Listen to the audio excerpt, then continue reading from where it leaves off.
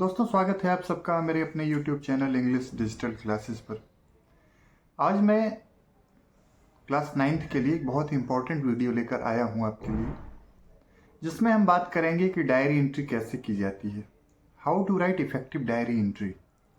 क्या क्या ऐसे पॉइंट्स हैं जिनको हम अगर शामिल करें तो डायरी एंट्री हमारा अच्छा बन पाएगा। राइटिंग सेक्शन का बहुत ही इम्पोर्टेंट पार्ट है ये, और क्लास 9th के एग्ज़ाम में पूछा जाता है 5 मार्क्स में। आइए हम बात करते हैं उन पॉइंट्स की जिनको हम अपने राइटिंग सेक्शन में शामिल करेंगे और देखेंगे कि इफ़ेक्टिव डायरी एंट्री कैसे की जाती है। सबसे पहले जो ध्यान देना है हमें लिखते समय, वो जो क्रोनोलॉजी है इवेंट या इंसिडेंट की, उस पर ध्यान देना है।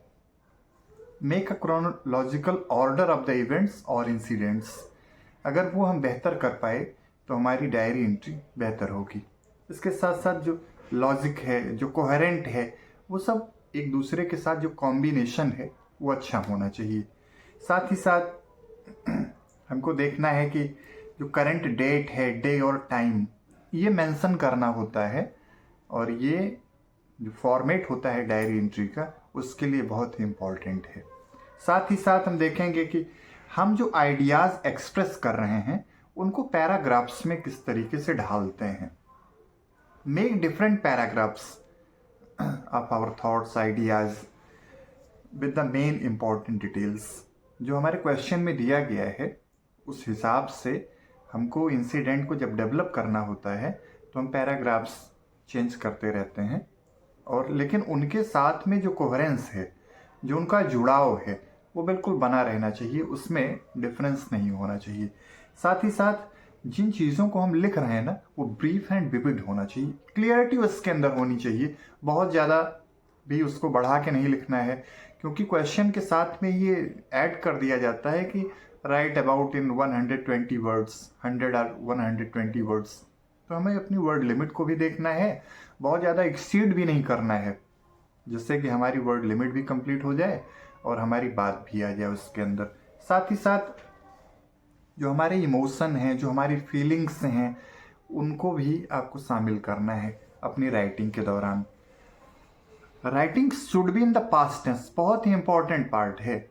जब हम डायरी एंट्री कर रहे होते हैं तो हम अपनी बात को पास्ट टेंस में ही लिखेंगे।